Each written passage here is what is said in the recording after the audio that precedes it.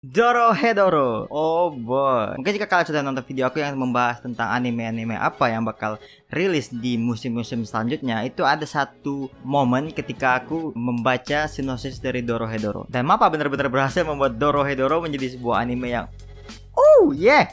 So kita bakal bahas Dorohedoro dan selamat datang di Wibu Talk.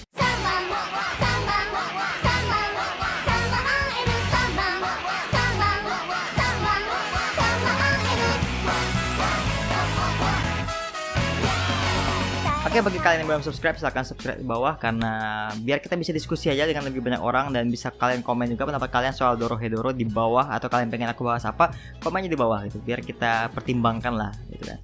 Oke, jadi aku bakal bahas Dorohedoro itu menceritain apa terlebih dahulu. Nah, Dorohedoro itu menceritakan tentang kaiman, yaitu kayak manusia tapi kepalanya itu kepala kadal atau kepala reptil gitu. Penyebab kenapa kepalanya itu bisa kayak gitu adalah karena dia merupakan korban dari percobaan atau eksperimen yang dilakukan oleh para penyihir. Nah, memang di dunia itu para penyihir memang sering melakukan percobaan kepada orang-orang, dan orang-orang yang menjadi korban para penyihir itu tinggal di sebuah daerah yang bernama Hall. Kaiman ini juga mengalami amnesia atau kehilangan ingatan, dimana dia nggak tahu siapa yang ubah kepala dia kayak gitu. Dia nggak tahu masalahnya gimana. Pokoknya dia nggak tahu aja, tiba-tiba dia ada di Hall, kepalanya kayak gitu aja gitu. Nah, membahas penyihir. Jadi di dunia Dorohedoro itu ada 3 golongan yang aku tahu. Yaitu yang pertama adalah manusia biasa, yang kedua adalah penyihir, yaitu manusia yang bisa menggunakan sihir, of course, dan yang ketiga adalah iblis. Nah, iblis ini adalah golongan yang memberikan kekuatan atau memberikan sihir kepada manusia atau kepada penyihir tersebut. Untuk lebih dalam bakal kita bahas nanti soal iblisnya gitu. Nah, penyihir di Dorohedoro ini bukanlah penyihir kayak gitu. Penyihir apa ini alay gitu, atau kayak gitu.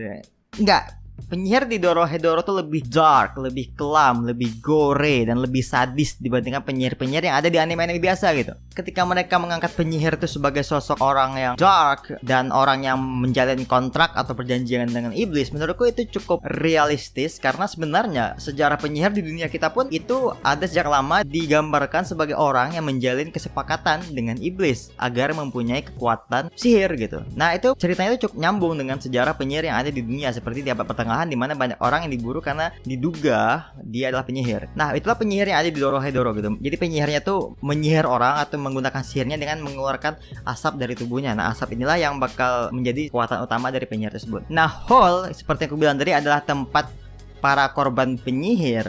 Sedangkan para penyihir itu tinggal di tempat lain atau di dimensi lain, atau nggak tahu aku ngerti gimana, tapi di tempat lain yang dinamakan sebagai dunia penyihir. Nah, di dunia para penyihir inilah hidup para penyihir dan iblis. Mereka lah yang kayak benar-benar berada di atas dari para penyihir gitu kan. Nah, balik ke si Kaiman. Jadi Kaiman ini seperti tadi lupa ingatan atau hilang ingatan. Kaiman itu punya teman namanya Nikaido, dan itu kayak teman sahabatnya gitu lah, kayak ya sahabat gitu. Jadi mereka berdua ini kayak kerjasama untuk mencari siapa yang mengubah kepala Kaiman jadi seperti itu. Nah, caranya adalah ketika Kaiman jumpa penyihir, dia bakal memasukkan kepala dari si penyihir itu ke dalam mulutnya gitu.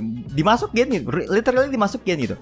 Dan di dalam mulut Kaiman itu ada sosok lain, sosok misterius. Bahkan Kaiman sendiri nggak tahu siapa sosok itu, dan sosok misterius itu akan melihat kepala orang tadi atau melihat orang tadi dan menentukan itu orangnya atau enggak gitu. Kayak itu yang dicari Kaiman atau enggak gitu. Dan ketika enggak, ya si Kaiman bakal ngebunuh si penyihir itu. Dan itulah yang dilakukan Kaiman di beberapa episode awal gitu. Dia memang berburu penyihir gitu. Nah, ceritanya bakal semakin berkembang dengan semakin bertambahnya karakter-karakter. Ada para penyihir, salah satunya adalah keluarga N, ada penyihir-penyihir lain, ada orang-orang dari Hall, ada orang-orang dari rumah sakit, ada banyak karakter-karakter unik yang muncul di anime Dorohedoro, dan itu menjadi poin penting dari anime ini. Nah, kenapa aku bilang karakter menjadi poin penting dari anime ini? Karena menurutku ya, membuat aku suka, membuat aku cinta dengan dunia Dorohedoro itu adalah karakter-karakternya yang unik gitu. Jadi setiap karakter tuh punya keunikan masing-masing, punya keabsurdan masing-masing gitu. Jadi interaksi antara karakter itu menjadi sesuatu yang sangat menarik dan sangat menyenangkan untuk kita tonton, untuk kita ikuti gitu, menurut pribadi gitu. Mungkin di awal-awal kalau kalian nonton animenya tuh memang agak absurd, memang komedi-komedinya tuh kayak memang agak aneh, ada agak yang mungkin agak dipaksakan atau agak geli gitu lihat komedinya. Tapi seiring berjalannya waktu, seiring kalian menonton Dorohedoro, seiring dengan kalian menikmati acaranya, bakal seru, anjir, serius. Bakal seru, bakal bakal ketawa, ngakak dengan komedi yang sebenarnya simple, tapi ketika di build up dengan dunia yang keren dan karakterisasi yang bagus, itu benar-benar lucu dan enak untuk dilihat gitu. Tapi ya Dorohedoro bukan anime yang berfokus di komedi gitu. Dia lebih berfokus di action dan di misteri. Nah, jika kita lihat animenya, sebenarnya animenya nggak mencakup banyak cerita dari Dorohedoro karena sebenarnya lebih banyak hal lagi yang bisa kalian dapatkan kalau kalian membaca manganya. Jadi aku rekomendasikan setelah kalian nonton animenya, kalian harus baca manganya karena manganya jauh lebih cool, gambarannya jauh lebih dark, jauh lebih gore, dan banyak misteri yang terungkap di manganya gitu. Karena juga di manganya itu cerita menjadi lebih kompleks gitu. Bahkan cerita masa lalu Kaiman tuh benar-benar dibongkar di manganya, dan itu benar-benar mind blown. Menurutku betul wow gitu ketika aku baca manganya gitu. Dan gambarannya juga wow, it's epic. Memang kalau di manganya ceritanya memang agak lambat di akhir-akhir ya, agak lambat dan agak muter-muter, dan juga aku kurang suka beberapa bagian manganya di mana terlalu banyak fan service di akhir-akhir gitu. Padahal awalnya Dorohedoro tuh lumayan bagus karena fan service-nya dikit gitu, tapi pas di akhir-akhir tuh lebih banyak fan service. Tapi fan service-nya nggak alay ya. Fan service-nya tuh nggak kayak tiba-tiba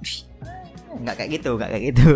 Nah, balik ke animenya ini berbentuk CGI atau 3D yang mungkin bagi kalian yang kurang terbiasa dengan yang kayak gitu memang agak kurang serak karena ya kaku. Nah, jujur untuk kesimpulannya, Dorohedoro itu bagus banget. I love it. Aku kalau mau ngasih rating mungkin aku kasih 9 atau bahkan 10 karena aku bener-bener enjoy dengan dunianya gitu. Aku bener-bener suka dengan karakter-karakternya gitu. Bahkan komedi-komedi simple kayak kata-kata doang itu bisa bikin ngakak gitu karena kita sudah enjoy, kita sudah tertarik masuk ke dalam ceritanya gitu. Nah, itu bener-bener luar biasa menurutku dari Dorohedoro gitu. Ya, mungkin itu aja pembahasanku soal Dorohedoro. Jika kalian suka, kalian bisa komen apa yang mungkin aku bahas ke depannya gitu kan. Dan itu aja, klik like jika kalian suka, komen berapa kalian di bawah, dan sampai jumpa di episode selanjutnya. Jane.